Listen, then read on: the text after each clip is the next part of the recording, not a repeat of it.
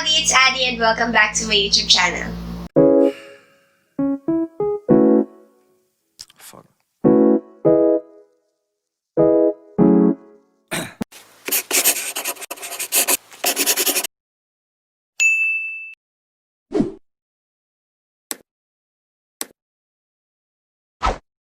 For this video, we are in the second episode of Over a Cup of Coffee.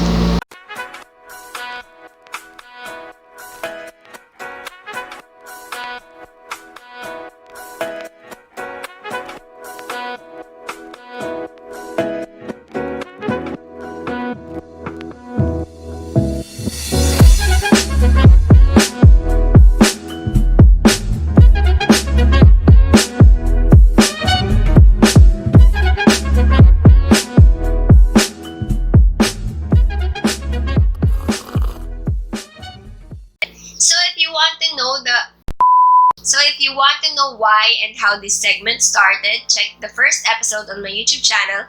Dun ko kinuwento kung ano yung dahilan at kung paano nasimulan tong segment na to. And also, on the previous episode, we talked about how I dealt with my emotions and breakdowns during this quarantine. And I'm really happy kasi nakita ko na marami siyang natulungan, marami siyang na-enlighten ng mga tao. I also received a lot of positive feedbacks from my family and friends. So, if you haven't seen it yet, go check it out.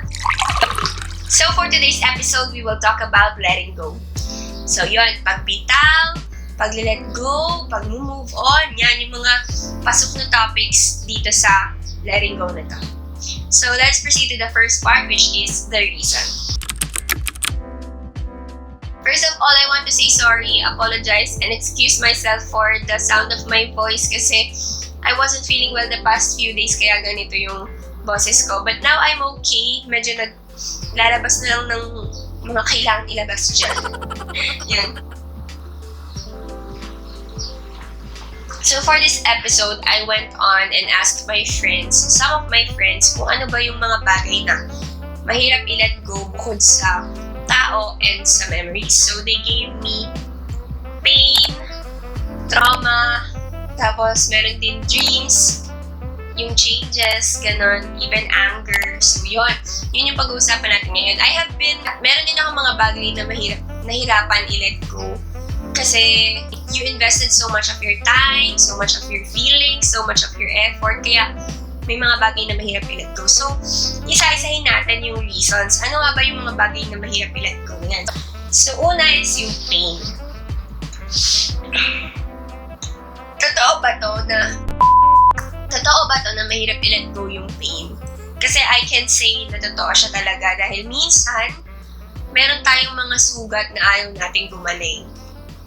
Like, kapag nasasaktan tayo or when we're in pain, parang doon na lang natin gustong, kumbaga kahit na gano'n natin kagustong umalis din sa sakit na nararamdaman natin, we can't let go of the pain kasi hindi natin alam kung paano. Diba nasasaktan ka na nga eh, parang hindi mo alam kung gusto mo nang makawala din sa sakit kasi lang ang hirap makawala din sa sakit, gano'n. So, yun yung una. Kasi minsan, kahit gaano kasakit yung nararamdaman natin because of a certain thing, parang nakahawa ka pa din or nakakapit ka pa din doon sa bagay na yun. So, ganun. Yun yung isa sa mga mahirap i-let go, yung pain. Then, another is person and memories. Ito talaga yung pinaka-crucial na na part na ito talaga yung pinakamahirap i-let go sa lahat. Lalo na kapag galing ka sa isang relationship or sa mga pagsasama, ganun. Ang hirap talaga mag-let go ng tao at saka yung mga pinagsamahan nyo. Bakit? Kasi nag-invest ka ng time, nag-invest ka ng effort, nag-invest ka ng feelings, nag-invest ka ng pagmamahal. Binigay mo lahat dun sa tao. Kasi syempre, sabi nga ni Ethan sa Hello, Love, Goodbye, kung magmamahal ka, bakit ka mag-hold back? Syempre pa nagmamahal ka, dahil ibibigay mo na lahat, gano'n. So, kapag nawala sa'yo yung tao, ang hirap nang mag-let go kasi parang binigay mo lahat, gano'n. So, yun yung isa sa mga pinaka-crucial na bagay na mahirap i-let go. Yung person at saka yung memories, yung mga pinagsamahan. Kasi nga naman, binigay mo lahat ng meron ka, ng pagmamahal mo, gano'n. So, ang hirap talaga mag-let go. yun, isa sa mga bagay na nahirapan akong mag-let go din, and some of my friends too. Another is trauma. Mahirap din mag-let go ng trauma. Totoo yun. Kasi sometimes, kahit feeling mo okay ka na, meron ka pa rin times na matitrigger. Tapos, may times na hindi mo masabi yung kwento mo, yung pinagdaanan mo. Tapos, gusto mo siyang maayos sa sarili mo, kaya hindi mo siya ma-let go na bakit ko bibitawan tong trauma na nararamdaman ko na to? Gusto ko siya maging maayos, ganun. So yun, isa sa mga bagay na mahirap i-let go, trauma. Yung mga akala mo, nabitawan mo na, tapos kapag may nakita ka na something similar sa pangyayari sa buhay mo, biglang mararamdaman mo yung sakit. Tapos, ibig sabihin yun pala, hindi ka pa pala talaga okay, ganun. Hindi ka pa nakaka-let go din sa trauma na naramdaman mo. Kasi mahirap talaga tong lampasan. Sabi nga ni Janet, kasi siya yung nagsabi nito sa akin. Sabi niya dito about sa trauma, kasi parang yung sa nararamdaman mo, natatakot ka na i-let go yun kasi feeling mo or iniisip mo na baka mangyari siya ulit, gano'n. So yun. Kaya nga nagkakaroon ng trust issues yung mga tao kasi hindi ganun kadaling i-let go yung takot na nararamdaman mo. I've been there too. Parang may times din ako na kapag nakikita ko na similar yung pangyayari sa nangyari sa akin before, natatakot ako kasi feeling ko mauulit lang siya ulit. Yan. So, another is anger and hatred. So, eto yung isa sa mga mahirap i-let go kasi bakit? May mga tao na hirap mag-forgive. Ako din, meron times na dumating ako dun sa mahirap mag-forgive na yun. Kasi, naaalala mo yung mga ginawa nila sa'yo, yung sakit na nararamdaman, yung sakit na pinadaman nila sa'yo, ganun. Yung anger and yung hatred. Hindi mo ma-let go kasi naghihintay ka ng sorry. Diba? Possible yun, naghihintay ka ng sorry. Ako dumating na ako sa point na to na nahirapan ako mag-let go ng galit. Nahirapan akong mag-forgive. Kasi nga, pag naisip mo kasi yung sakit na ginawa, or yung sakit na naramdaman mo dahil sa ginawa nila sa'yo, parang ang bigat sa feeling. Ganun. Kasi di man lang siya mag-sorry. Parang, paano pag sa kanya ginawa to? Ganun. Sabi niya ganito, sabi niya ganyan. Nakakagalit. Ganun. Pero, kaya mahirap siya i-let go kasi nga, minsan, naghihintay tayo ng humingi ng sorry, naghihintay tayo ng explanation, kaya hindi natin mabitawan yung galit na nararamdaman natin. Kasi, feeling natin, we deserve an explanation. We deserve an acceptable reason. Diba?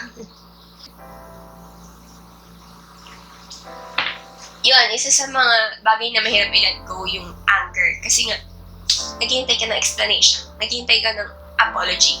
Kaya hindi ka maka-let go sa galit na nararamdaman. Next is, another thing that mahirap i-let go is questions. Pangit ba ako? Kapalit-palit ba ako? Di ba ako enough? Yun. Then why? Di ba? Yan, isa sa mga bagay na mahirap i-let go yun. Yung mga pagtatanong mo. There was a time in my life, like last year siguro, or 2018 or 2019. Basta may time na hindi ko ma-let go yung pagka-question ko sa self-worth ko. Kasi, iniisip ko lang yung mga naging decision ng mga tao sa paligid ko. That concerns me. Tapos parang napagtanong ako kung bakit? Di ba ako sapat? Pero, totoo yun. Napatanong talaga ako kung hindi ba ako sapat, kulang ba yung mga binigay ko, parang, or pangit ba ako? As in, kinwestiyon ko talaga yung sarili ko kung pangit ba ako, ganyan. So, yun yung mga mahirap i-let go na bagay kasi oftentimes you'll find yourself asking questions na related sa mga nangyari sa'yo before or dun sa mga bagay na hirap kang i-let go. Yun. Totoo yun. Mahirap talaga i-let go yun. So, another is yung dreams. Sabi ni Janet, sa life maraming obstacles na magkakos sa'yo to think na ipopursue ko pa ba to or hindi na. Sometimes you should, and sometimes, especially if sobrang ambitious yung dreams, marami ka ng di magandang nagagawa just to achieve the dreams. So, yun, tama siya dun. Yung dream, meron tayong mga pangarap sa buhay natin na meron mga pangyayari sa buhay natin na mag-lead sa atin to think na yung dreams natin is not worth pursuing anymore. Yun, gusto mo yun maabot sa buhay mo, kaya ayaw mo siyang i-let go, di mo siya ma-let go. Parang gusto ko talaga na ganun yung mangyayari sa buhay ko. Pagpipilitan mo yung kagustuhan mo na yun. Ganun yung mahirap i-let go yung dreams. Kasi yun talaga yung pangarap mo sa buhay mo. Kaya kaya hindi mo siya let go. Hindi mo siya bibitawan. Yan. And the last one is changes. Isa sa mga bagay na mahirap i-let go is yung pagbabago. Totoo to. Sobrang totoo. Si Elle yung nagsabi nito.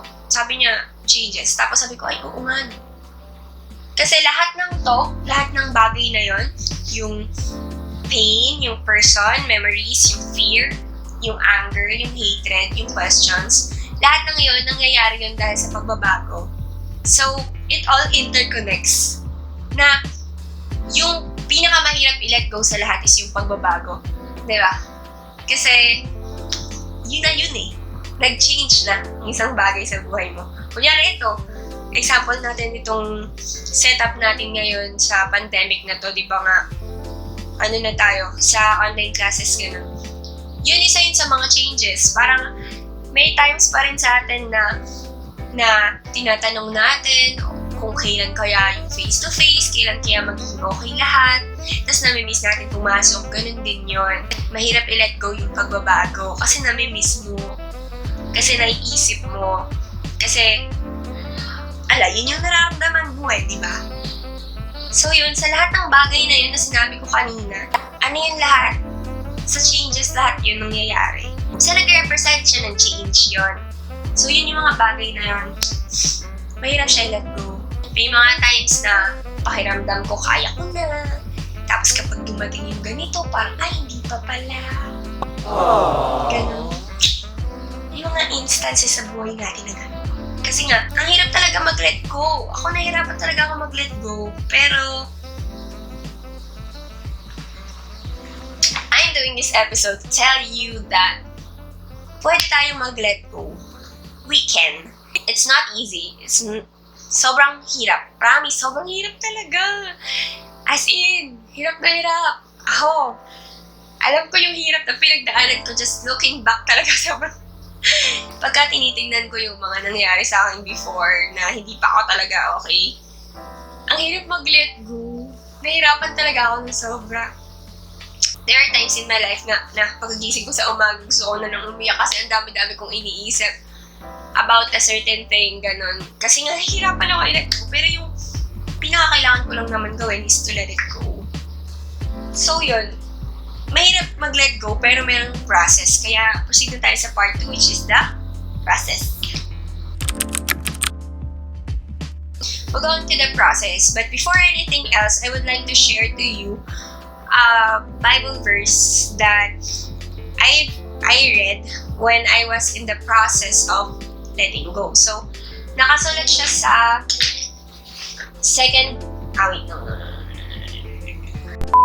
share ko sa inyo yung Bible verse na naging confirmation sa akin na nakapag-let go na ako. Okay. So, sa 2 Chronicles 25 verse 7 to 9, sabi doon, "But a man of God came to him and said, O king, do not let the army of Israel go with you, for the Lord is not with Israel with all his Ephraimites. But go, act, be strong for the battle. Why should you suppose that God will cast you down before the enemy? For God has power to help or to cast down." And Amaziah said to the man of God, "But what shall we do about the 100 talents that I have given to the army of Israel?" The man of God answered, "The Lord is able to give you much more than this." So yun.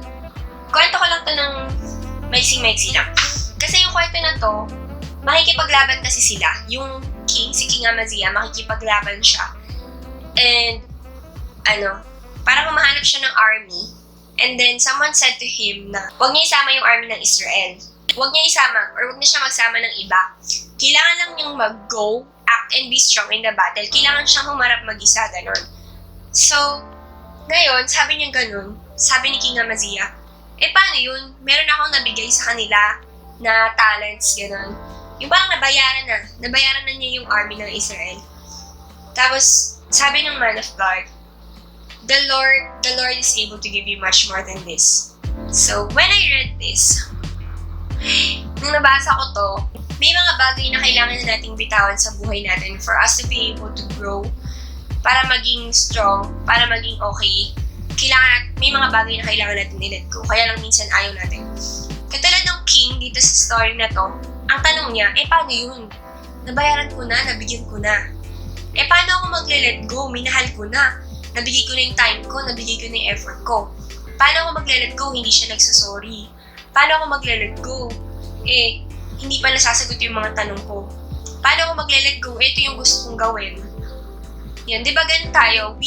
Kahit alam natin na may mga bagay na kailangan na nating bitawan, yung sobra-sobra nating sa puso natin, pagpupursue natin dun sa isang bagay na yun na gusto nating hawakan, kahit na hindi na siya nagiging maganda para sa atin, or kahit na nagiging masakit na para sa atin, ganun yung mga tanong natin, hindi mawawala sa atin. Lahat tayo dadaan dun sa process ng pagtatanong na, paano yun? Nakapagbigay na ako. Meron na kasi tayong in-invest dun sa bagay na yun. So, it's hard for us to let go. The last sentence says, the Lord is able to give you much more than this. Wow. Ganon. Kasi, kung hindi natin titingnan in a biblical way, sa araw-araw na buhay natin, nakikita natin yun eh. Kapag binitawan mo yung isang bagay, there's something greater waiting for you. Diba? May so much more na naghihintay sa'yo. Diba? Nung nabasa ko ito talaga, sabi ko, oh my God! Wow! Kasi nga, letting go is not easy. Meron akong illustration dito eh. Yung illustration ko dito is yung nakahawak ka sa rope. Tapos, meron kang kasamang humahawak dun sa rope na yon sa kabilang dulo. Tapos, sa gitna niyo, merong isang bagay na kailangan yung buhatin. So, tulungan kayo, di ba? Tulungan kayo na buhatin yung bagay na yon. So, yun parang, yun yung kinakapitan natin. Yun yung kinakapitan natin na pain, yun yung kinakapitan natin na tao, yun yung kinakapitan natin na galit natin, yun yung kinakapitan natin na dreams, yung mabigat na bagay na yun sa gitna. And may katulong tayo sa kabilang side. Kaya lang minsan, merong mga areas or merong mga factors na nakaka-apekto dun sa pagbubuhat natin dun sa bagay na yun na nagkakos para ikaw na lang yung kumapit. Halimbawa sa tao, sabay kayo nangangarap, di ba? Ayan, buhat-buhat niyo yung rope at saka yung mabigat na bagay, magkatulong kayong dalawa. But then, umalis siya. Iniwan ka niya. Nasaktan ka. Ikaw na lang yung may karga. Nakakapit ka na. Sobrang sakit. Na pinipilit mo yung mabigat na bagay na yun. Kapitan mo ng kapitan, hindi mo namamalayan sobra ka na nasasaktan. Diba meron yung picture sa internet yung sometimes holding on does more damage than letting go? Ganon yun. Sa dreams mo naman, kunyari, yan, ikaw hawak mo yung kabilang side ng rope, tapos yung dreams mo nandun sa kabilang side ng rope, tapos hawak mo yung pinaka-kailangan mong gawin, gano'n. Pero kung may mga nangyayari na or may mga nagagawa ka na unhealthy para sa'yo, para lang mabot mo yung dreams na yun yung mga bagay na umaalis, tapos nakahawak ka, tapos nasasaktan ka lang. Nasasaktan ka na lang. Yung ikaw na lang mag-isa yung nakakapit dun sa isang bagay na yun, tapos hindi mo na mamalayan, nasasaktan ka na lang kasi masyado nang mabigat yung hinahawakan mo, na hindi mo na siya ma-let go talaga kasi pinipilit mo eh. Kasi nga yun yung gusto mo eh. Bakit mo titigilan, di ba? Yun yung gusto mo, di ba? So yun. Ganun kasi tayo. Nahirapan tayo mag-let go kasi we want to achieve that something we're holding on to. Ganun. Kaya lang, kailangan natin mag-let go. Lalo na if it's not good for us anymore. We have to let go. At alam ko na lahat tayo, meron tayong mga bagay na nahihirapan i-let go. Meron tayong mga bagay na hindi natin na nahihirapan tayo let go, na hawak-hawak lang natin. In my case, I was hirap mag-let go sa tao kasi nga may memories na. Tapos parang may pinangahawakan ka na ganun. So, yun yung pinaka-nahirapan akong i-let go. And my mom always told me na nakabitaw na siya. Bumitaw ka na. Huwag kang makipag-away sa sarili mo. Kailangan bumitaw. May mga bagay na nakakasakit sa atin na kailangan nating bitawan. So, paano natin yung bibitawan? Ito yung magiging last straw mo. Kung hawak pa natin yung isang bagay na yun, or kung hawak mo pa yung isang bagay na nakakasakit sa'yo, ganito yung gawin mo. Una, you have to recognize and admit your mistakes or your faults. Kung tao yung nahihirapan tayo i-let go, kailangan natin makita sa sarili natin mismo kung bakit ba nawala sa atin yung tao na yun. Kung pain yung nahihirapan tayo i-let go, kailangan natin makita kung bakit tayo nasaktan or kung ano yung dahilan, yung pinagmulan ng sakit na nararamdaman natin. Kung anger, kailangan natin balikan ulit or tingnan ulit kung ano yung dahilan kung bakit tayo nagkagalit. Tapos kung tayo may kasalanan, kailangan natin i-admit na kasalanan natin. Yun yung unang gagawin. And then, as you're looking into it, the next thing you should do is to set aside the thing na kailangan mo i-let go. Kasi kailangan mo munang ayusin mo muna yung sarili mo, ganun. Kaya kailangan mo muna i-set aside yung bagay na yun. Hindi mo siya i-let go, i-set aside mo lang. Kasi parang kumbaga i-ready mo lang yung sarili mo dun sa laban, ganun. After you set it aside and you realize na yung mga kakamali mo or your reason behind dun sa nararamdaman mo o dun sa isang bagay na nahihirapan kang i-let go, the next thing you should do is to take a risk and try again.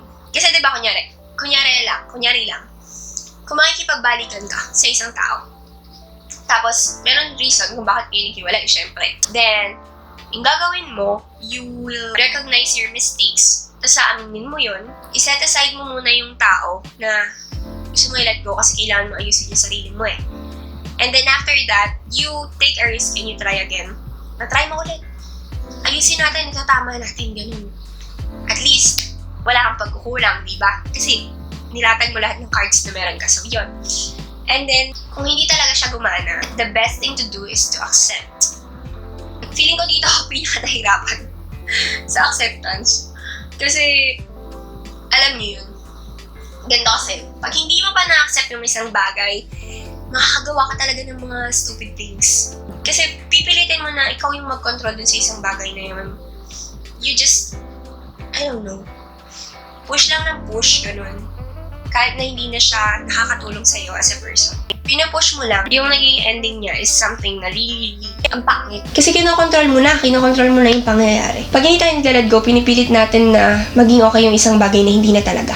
Hindi talaga madali mag-let go. Pinakamahirap siguro siyang gawin sa lahat. Kasi bibitawan mo yung isang bagay na pinag-investan mo ng feelings, pinag-investan mo ng emotions, ganyan. Mahirap mag-let go kasi nga may mga bagay na tayong binigay or may mga bagay na tayong ginawa para dun sa bagay na yun. But if it's already hurting us, if it's unhealthy for us, kung hindi na tayo nagiging masaya, kung nakakalimutan na natin yung worth natin as a person, yun yung mga bagay na kailangan na natin i-let go kahit gaano kahirap. Minsan nga, pagka-let go natin, may sakit pa din eh.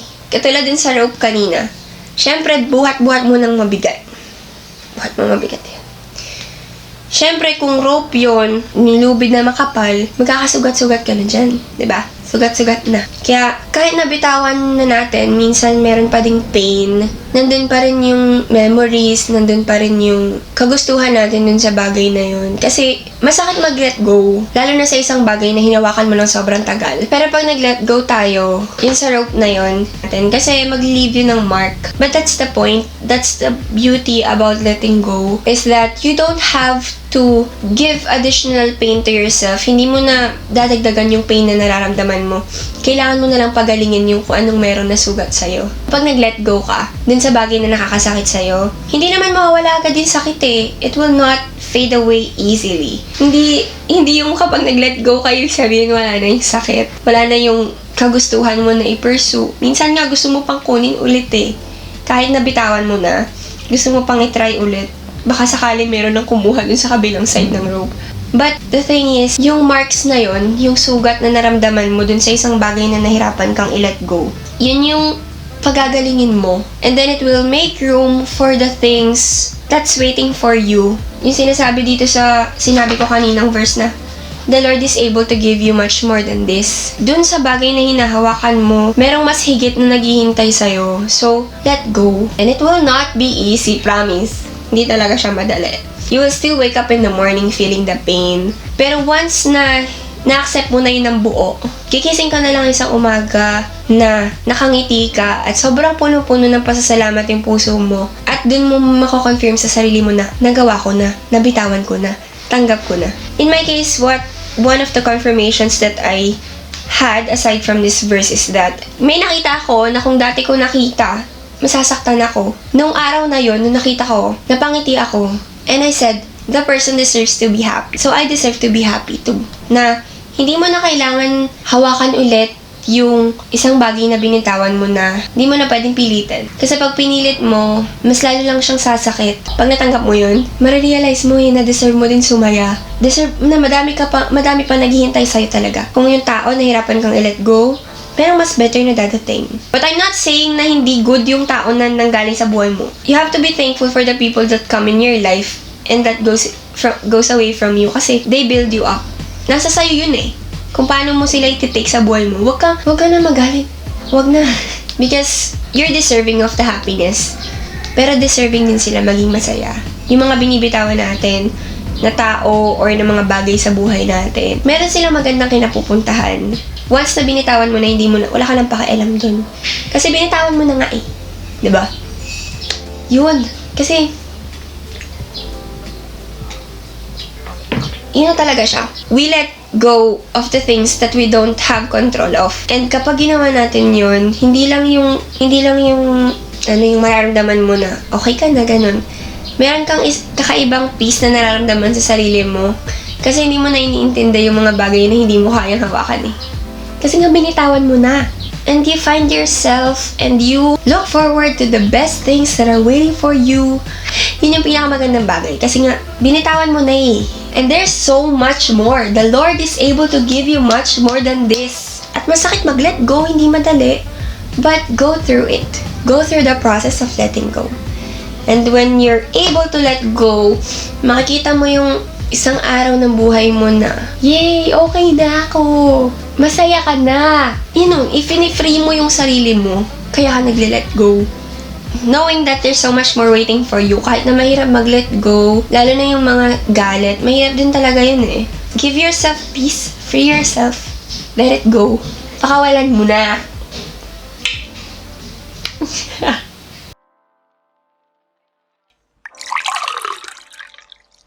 So ayun, that's it for today's episode of Over a Cup of Coffee. Sana may nakuha kayo. Kaya nyo yan. Nagawa ko nga eh. Kaya nyo rin yan. So, yun. I filmed this on the same day. Sana na-upload ko siya ng Wednesday na to. Anyway, I hope you enjoyed this video. If you did, please give it a thumbs up. And if you haven't yet, please click the subscribe button and hit the notification bell to be notified every time I post a new video. And leave a comment down below for content suggestions and for shoutouts. And I want to hear your thoughts about this episode. Please leave a comment of what you have learned or what you want to share. And also, pwede rin naman po kayong mag-suggest kung ano yung mga bagay na gusto nyo pang marinig dito sa segment na to, and I will keep them noted. Maraming salamat po. Again, thank you so much for the positive feedbacks. Sana wag po kayong magsawa sa panonood ng videos ko. And as a reminder again, stay safe, stay home. Wag na po lumabas kung hindi po natin kinakailangan. But if you really have to, wag pong kalimutan na magsuot ng face mask and observe social distancing at magbaon ng alcohol and sanitizer. And keep praying because it works. One day it will come, we will come to the day na hindi na natin iniintindi ang COVID-19. So wag po tayong tumigil mag-pray. Magtiwala sa Lord. So yun, maraming salamat po sa panonood ng videos ko. I hope to see you on my next one. Ingat po palagi and God bless. And always remember that everything happens for a reason. Bye!